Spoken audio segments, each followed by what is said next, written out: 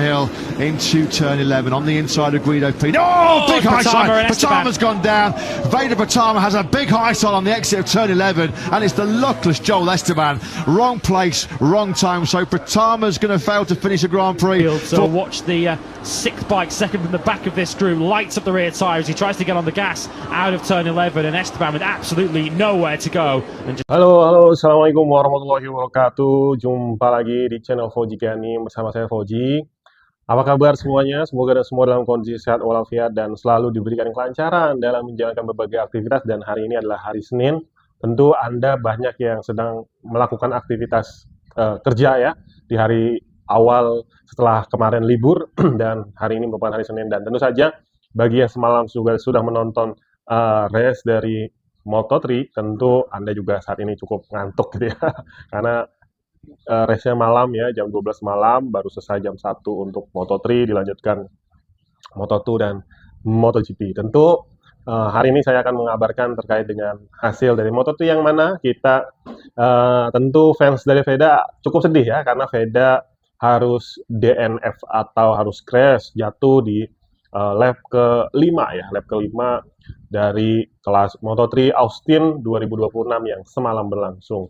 Namun sebelumnya jangan lupa subscribe channel ini dan terus dukung channel ini agar terus berkembang dan memberikan informasi-informasi update, analisis terkait dengan perkembangan pembalap-pembalap kebanggaan Indonesia yang sedang berjuang di kancah dunia. Nah,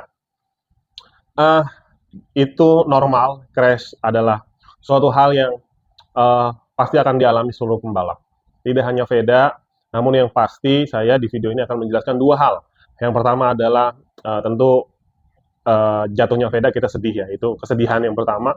Namun yang kedua adalah rasa bangga. Nah, apa bangganya? Tonton video ini sampai selesai, saya akan ulas. Yang pertama adalah kita sedih karena memang Veda yang sedang dalam performa yang bagus, yang terus meningkat ya, dari seri pertama Buriram podium 5, start keempat, podium ke-5, start ke-5, podium ke-5, kemudian di GP Brazil, start keempat, podium, tadi di Thailand, start ke-5, posisi ke-5, ya, hasilnya race-nya.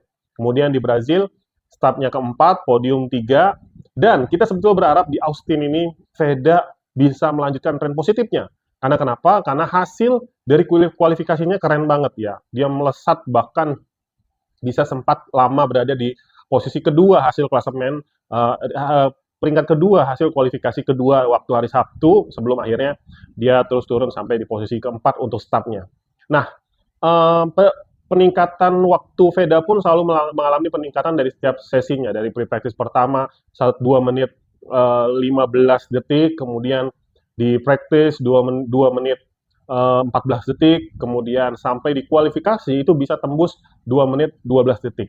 Dan pada saat race pun sebetulnya start Veda itu keren banget ya, bisa langsung merangsek bahkan ke posisi 3, posisi 4 gitu ya.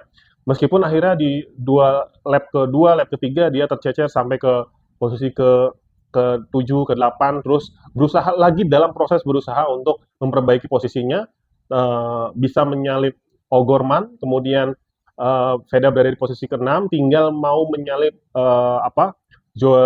Joel Esteban ya, yang kemudian jatuh bersama Veda di race di lap ke-5 di tikungan ke-11 ya. Nah, ya sudah, itu kita lupakan saja. Setiap pembalap pasti akan mengalami yang namanya jatuh. Valentino Rossi yang juara dunia 9 kali, Marc Marquez yang juara dunia 9 kali, bahkan pernah merasakan jatuh yang sangat ekstrim, dan semua pembalap pernah merasakan yang namanya terjatuh ya.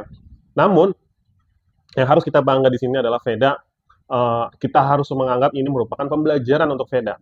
Dia belajar dari setiap sesinya, dan ini sirkuit baru untuk Veda ya. Brazil sirkuit baru, kemudian Amerika juga sirkuit baru, di mana di sirkuit baru ini Veda dua-duanya bisa start di posisi keempat. Itu udah luar biasa. Kita harus apresiasi setinggi-tingginya kepada Veda, walaupun yang namanya race itu juga ada untung-untungnya juga gitu ya. Kalau lagi kurang beruntung ya jatuh gitu ya.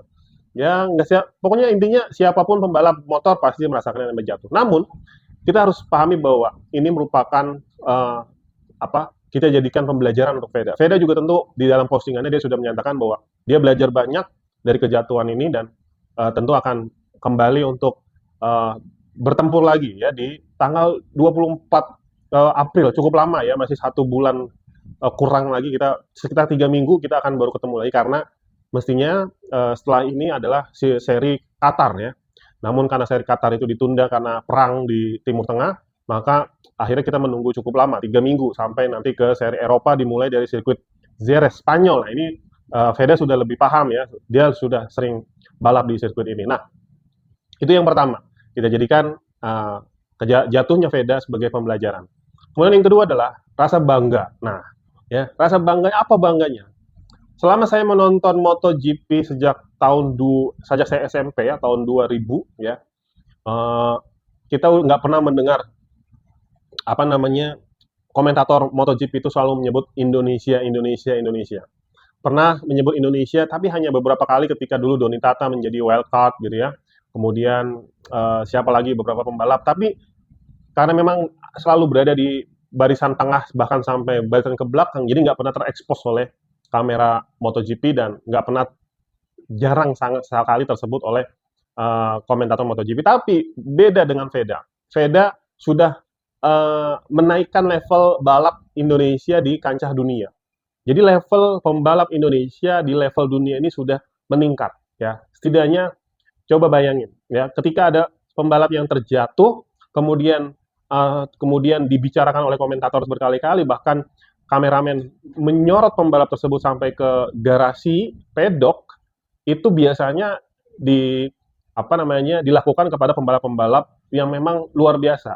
Ya, seperti pembalap kayak Rossi, Marquez, Pecco Bagnaia, ya, pembalap-pembalap hebat yang memang punya peran ya, menjadi aktor di lintasan tersebut yang selalu mendapatkan hal seperti itu.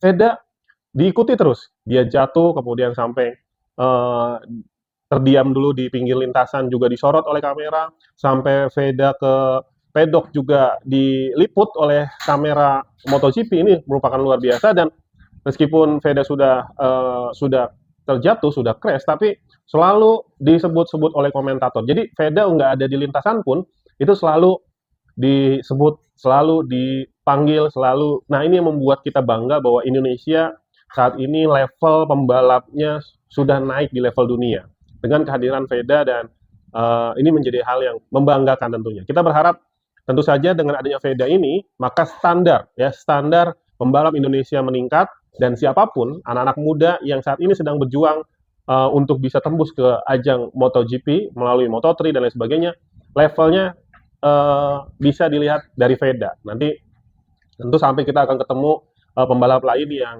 minimal sama bahkan lebih standarnya di atas Veda gitu. Yang kita tahu Ramadipa sedang berjuang di Junior GP dan Red Bull Rookies Cup tahun ini, dan jalur prestasinya kalau saya bilang sangat mirip dengan apa yang dilakukan oleh Veda saat ini, dan mudah-mudahan itu bisa diikuti terus oleh Ramadipa sampai ke tahap level yang sudah dicapai oleh Veda. Nah, tentu itu ya kabar bahagianya. Jadi tadi sedihnya ada, bahagianya ada. Terus dukung ya, kita akan terus dukung ya, karena jatuh itu hal yang biasa, tapi pencapaian yang sudah dilakukan oleh Veda ini sangat luar biasa, dan tunggu terus update-update terbarunya, video-video dari channel ini, dan saya akan terus mengabarkan kepada Anda semua, dan kita terus dukung, mau kondisinya apapun, kita terus dukung Veda agar dia bisa terus mengalami peningkatan dari setiap serinya, dari setiap musimnya. Dan ingat, ini adalah musim pertama Veda, jadi dia sendiri tidak memiliki target yang cukup tinggi ya, setidaknya dia hanya ingin setiap balapan mendapatkan poin.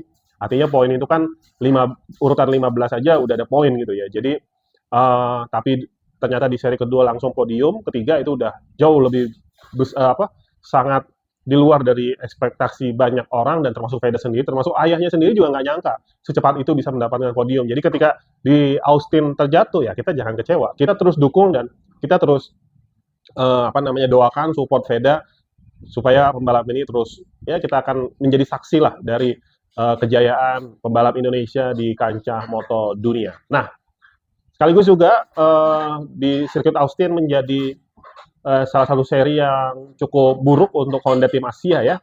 Karena kenapa? Karena Veda terjatuh, kemudian Jen Mithani pun sama terjatuh. Padahal tinggal 1 lap lagi dia bisa mendapatkan poin ya. Mungkin bisa jadi poin pertamanya Jen Mithani, dia posisi 13. Ketika 1 lap lagi ternyata harus terjatuh, dan DNF juga seperti Veda, dan Mario Aji pun sama. Waduh, Mario Aji berarti 3 seri sudah 2 kali jatuh ya, di Buriram juga jatuh. Nah, Tayo Purusato ada di peringkat saya lupa ya berapa belas gitu ya Tayo. Hanya Tayo yang bisa finish di seri Austin dari Honda Team Asia. Baik, itu aja update-nya. Jangan lupa subscribe channel ini. Assalamualaikum warahmatullahi wabarakatuh.